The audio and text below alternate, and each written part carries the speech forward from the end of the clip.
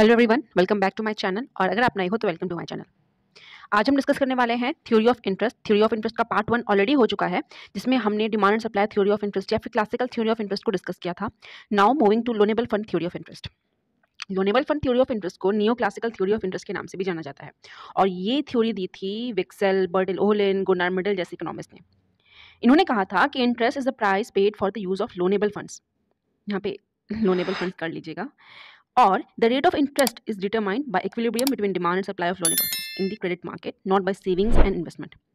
हमने जो classical theory of interest discuss किया था, इसमें हमने जो मेजर सोर्सेज होते हैं जिसके थ्रू इंटरेस्ट रेट डिसाइड होना है, वो सिर्फ सेविंग्स एंड इन्वेस्टमेंट के बारे में बताया था। मतलब जो डिमांड फॉर कैपिटल होगा वो सिर्फ इन्वेस्टमेंट पर्पज़ के लिए होगा, एंड जो सप्लाई ऑफ कैपिटल होगा वो सिर्फ सेविंग्स के थ्रू होगा। जबकि neo classical theory of interest में कहा गया है कि सिर्फ यही दोनों काफ़ी नहीं है, और भी सोर्सेज हैं जिनके थ्रू कैपिटल या फिर लोनेबल फंड्स की डिमांड होती है, लोन्स की डिमांड होती है, और भी सोर्सेज हैं जिनके थ्रू लोनेबल फंड्स या फिर लोन की सप्लाई होती है सेविंग्स के अलावा। तो चलिए डिस्कस करते हैं। सबसे पहले जानना ज़रूरी है कि डिमांड फॉर लोनेबल फंड्स क्या हुआ, मतलब कहाँ कहाँ से लोन्स की डिमांड आएंगी। तो as per neo classical theory of interest, ये जो लोन्स की डिमांड आएंगी वो 3 सोर्सेज के थ्रू आएंगी। पहला डिमांड आएगा इन्वेस्टमेंट पर्पज़ के लिए, जिसे इन्वेस्टमेंट डिमांड भी कह सकते हैं। Investment means demand for loanable fund, expenditure of funds on building a new and fresh capital goods. मतलब जब हम लॉन्ग टर्म इन्वेस्टमेंट करते हैं या जब कैपिटल गुड्स में इन्वेस्टमेंट करना होता है, इन दैट केस इन सारे पर्पसेस के लिए जब लोन की डिमांड होती है, देन वी कैन से कि यहाँ पे इन्वेस्टमेंट डिमांड है। क्लियर। दूसरा डिमांड लोन्स का हो सकता है फॉर कंजम्पशन पर्पस। ये वो डिमांड है जो अराइज होता है मेनली ऐसे खर्चों की वजह से जो लोगों की इनकम से ज़्यादा होता है। हमारे बहुत सारे ऐसे शौक होते हैं जो हमारा इनकम अलाउ नहीं करता है फुलफिल करने के लिए, लाइक अगर हमें कार लेना है, घर लेना है। अब इन शौक को पूरा करने के लिए जब हम लोन लेते हैं to purchase something that is beyond the reach of their own income, तो यहाँ पे हम कहते हैं कि ये कंजम्पशन डिमांड है, और इसी के लिए लोनेबल फंड्स की डिमांड हो रही है। जो थर्ड डिमांड है वो डिमांड फॉर होल्डिंग। देखो, कैश एक ऐसा एसेट है जिसको आप किसी भी टाइम किसी भी एसेट में ईजिली कन्वर्ट कर सकते हो। इसलिए बहुत लोग आइडल कैश को अपने पास रखना चाहते हैं ताकि इमरजेंसी सिचुएशन के लिए वो रेडी रहे, और किसी भी टाइम उसको जब भी उनको इन्वेस्ट करना हो, कुछ भी परचेज करना हो, उसके लिए वो प्रिपेयर रहे। तो उसके लिए तो पैसा चाहिए, तो इसके लिए भी लोन्स की डिमांड हो सकती है। तो जो लोन्स की डिमांड होगी वो मेनली 3 रीजंस की वजह से होगी: इन्वेस्टमेंट पर्पसेस के लिए, कंजम्पशन के लिए एंड होल्डिंग के लिए। क्लियर? ओके। अब यहाँ पे एक और चीज़ समझना ज़रूरी है कि इंटरेस्ट रेट से इनका क्या रिलेशन होगा। अब देखो भाई, यहाँ पे हम थ्योरी ऑफ इंटरेस्ट डिस्कस कर रहे हैं, तो हमें पता होना चाहिए कि हर एक चीज़ का इंटरेस्ट रेट से क्या कनेक्शन है। तो 1 बाय 1 हम देखते हैं, ठीक है। तो यहाँ पे हम इन्वेस्टमेंट पर्पस की बात कर रहे हैं, और इसका रिलेशनशिप क्या होगा इंटरेस्ट रेट से, इसकी बात कर रहे हैं, ठीक है। जो लोन्स की डिमांड होगी मार्केट में इन्वेस्टमेंट पर्पस के लिए, और उसका रिलेशन क्या होगा इंटरेस्ट रेट से, हम यहाँ पे इसकी बात कर रहे हैं, ठीक है।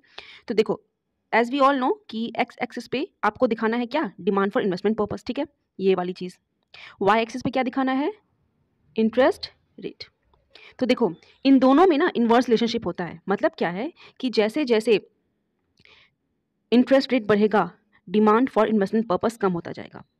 वही सेम लॉजिक है इसका जो कि हमने डिमांड एंड सप्लाई थ्योरी में पढ़ा था। ज़्यादा रेट ऑफ इंटरेस्ट पे लोग कम डिमांड करेंगे, और कम रेट ऑफ इंटरेस्ट पे ज़्यादा कैपिटल या ज़्यादा लोन डिमांड करेंगे, ठीक है। नाउ इंटरेस्ट रेट का और कंजम्पशन डिमांड का, लोनेबल फंड्स की कंजम्पशन डिमांड का क्या इम्पैक्ट पड़ता है, और उन दोनों के बीच में क्या रिलेशनशिप है। देखो, अगेन एक्सेस पे डिमांड फॉर कंजम्पशन पर्पस पे इंटरेस्ट रेट, ठीक है। तो जाहिर सी बात है, जितना ज़्यादा लोन पे हमें अगर इंटरेस्ट पे करना होगा तो हम कम ही लोन डिमांड करेंगे, लेकिन अगर हमें कम रेट ऑफ इंटरेस्ट पे लोन मिल रहा है तो हम ज़्यादा लोन डिमांड करेंगे और अपने शौक को फुलफिल करेंगे, है ना। तो वही चीज़ है, इन दोनों के बीच अगेन इन्वर्स रिलेशनशिप होता है, demand for investment purpose, demand for consumption purpose. Now moving to demand for holding. जब कैश की बात करें, हमारे पास कैश हमें रखना है, तो इंटरेस्ट रेट हो गया, एक्सिस पे हो गया डिमांड फॉर होल्डिंग। इन दोनों के बीच भी इन्वर्स रिलेशनशिप होता है। मतलब कि जितना ज़्यादा इंटरेस्ट रेट होगा, लोग उतना कम होल्ड करना चाहेंगे अपने पास। देखो, जो पैसा मैं अपने पास रखती हूँ उसको मैं कहीं और सेव नहीं करती हूँ, कहीं इन्वेस्ट नहीं करती हूँ, तो क्या वो मेरा 100 से 150 होने के चांसेस हैं? नहीं है। वहीं अगर ये पैसा मैं कहीं सेव करती हूँ, बैंक्स में जमा करती हूँ, इन्वेस्ट करती हूँ, इस केस में 100 से 150 हो जाएगा। Yes, 50 extra as a interest earn करने के चांसेस ज़्यादा हैं। तो अगर मार्केट में इंटरेस्ट रेट ज़्यादा है तो वो पैसा मैं अपने पास ना रख के इन्वेस्टमेंट पर्पस के लिए दूंगी। इसीलिए इंटरेस्ट रेट जितना ज़्यादा होगा, डिमांड फॉर होल्डिंग, पैसा अपने पास रखने की जो डिमांड है वो उतनी ही कम होगी, और इंटरेस्ट रेट जितना कम होगा, डिमांड फॉर होल्डिंग इतनी ज़्यादा होगी, हम सोचेंगे कि इंटरेस्ट रेट तो बहुत कम है, इससे अच्छा अपने पास ही पैसा रख लो, क्यों सप्लाई करना। Clear? Now supply of loanable funds की बात करें तो क्लासिकल थ्योरी ऑफ इंटरेस्ट में कहा गया कि जो सप्लाई ऑफ लोनेबल फंड्स होगा वो सिर्फ सेविंग्स के थ्रू होगा, जबकि new classical theory of interest में ऐसा नहीं है।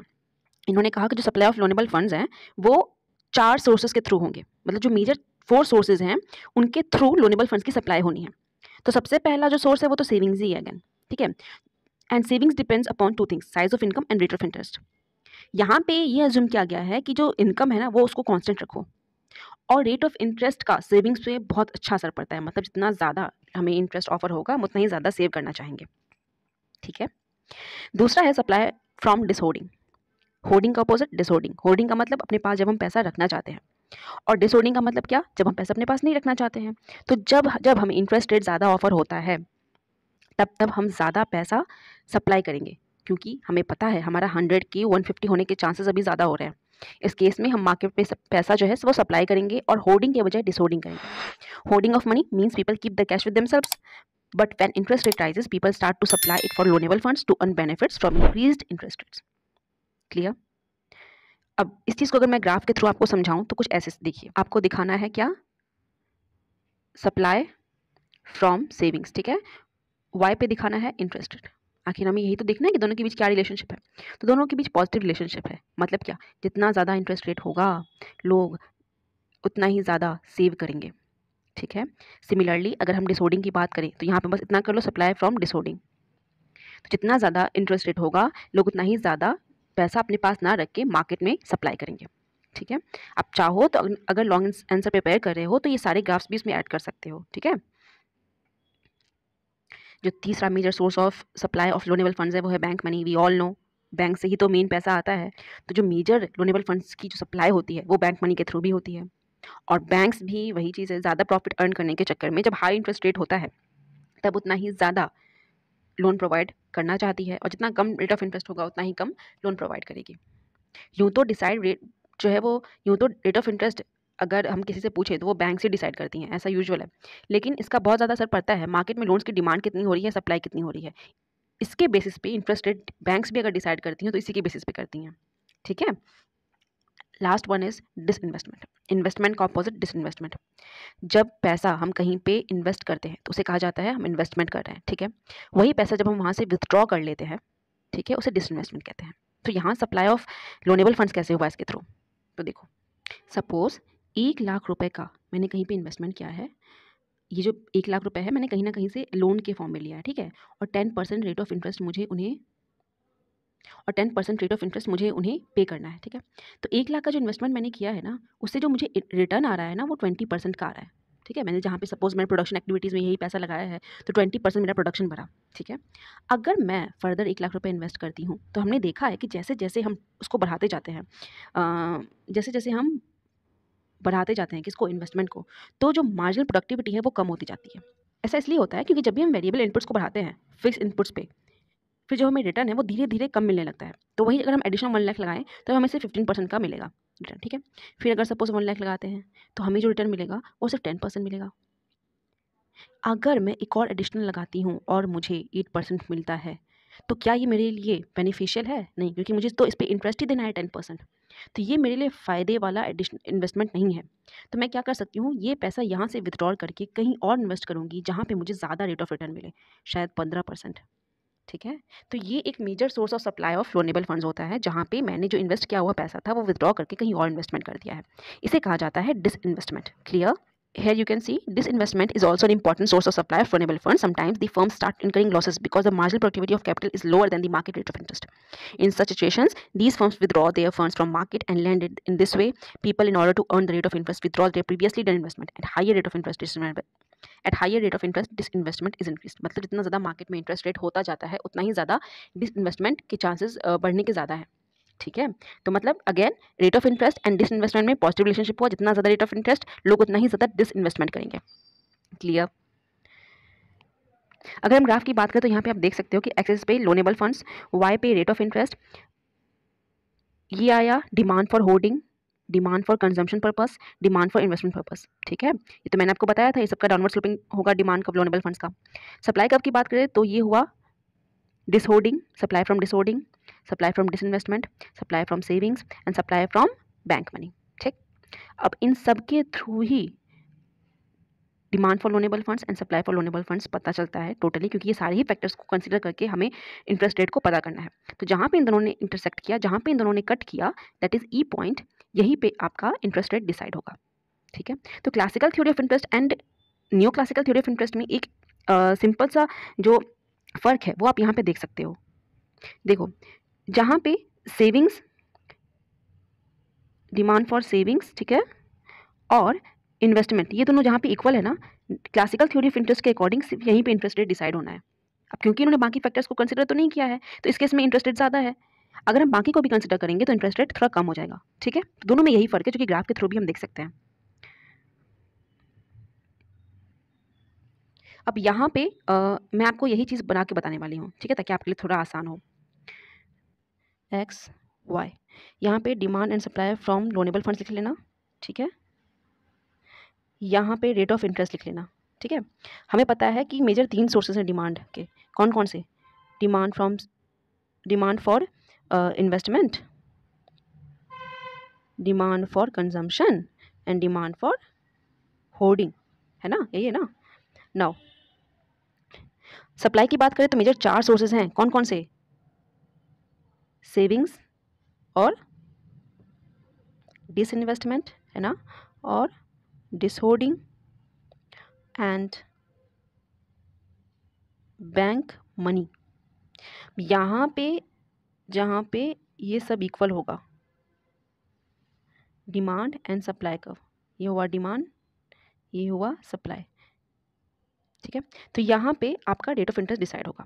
तो क्लासिकल थ्योरी, ये ओ आपका रेट ऑफ इंटरेस्ट हुआ। तो क्लासिकल थ्योरी और इसमें फ़र्क ये है कि ये जो थ्योरी है ना, जो क्लासिकल थ्योरी है उसमें main savings and investment, demand for investment, इसी के through rate of interest decide करो, ये बताया गया है। तो इसके अकॉर्डिंग तो रेट ऑफ इंटरेस्ट यहाँ पे आना चाहिए, जहाँ पे ये वाला कर्व, ये वाला कर्व और ये वाला कर्व कट कर रहा है। ठीक है, जबकि जो new classical theory of interest है, यहाँ पे ओ उससे थोड़ा कम रेट ऑफ इंटरेस्ट यहाँ पे डिसाइड होगा, अगर हम बाकी फैक्टर्स को भी कंसीडर करें तो। ये ग्राफ थोड़ा क्लियर नहीं बना है, तो आप जो रेफरेंस के लिए वो वाला ग्राफ ले लीजिए, क्लियर ग्राफ, तो उसका स्क्रीनशॉट ले लीजिएगा और इस हेल्प से आप बनाना सीखिए। ये प्रोसीजर होता है पूरे ग्राफ बनाने का। ठीक है, नाउ ये उसका एक्सप्लेनेशन है, तो प्लीज़ इसका स्क्रीनशॉट ले लीजिए। जो मैंने भी आपको समझाया है, ये उसी को यहाँ पे लिखा हुआ है। This theory is superior to classical theory of interest because it takes into consideration both the real and the monetary factors essential for determining interest rate, while classical theory considered only real factors. Real factors मतलब क्या? वही savings and investment. साथ ही loanable fund theory की एक और खासियत ये है कि ये मार्केट रेट ऑफ इंटरेस्ट, जो कि भी मैंने आपको बताया, and the real rate of interest ON, इसके बीच में एक फ़र्क बताता है। मतलब जब हम बात करें कि सेविंग्स एंड इन्वेस्टमेंट के थ्रू रेट ऑफ इंटरेस्ट क्या होगा वो, और बाकी फैक्टर्स को भी कंसिडर करें तो तब क्या रेट ऑफ इंटरेस्ट होगा, इन दोनों को क्लियरली डिफरेंस करके बताता है।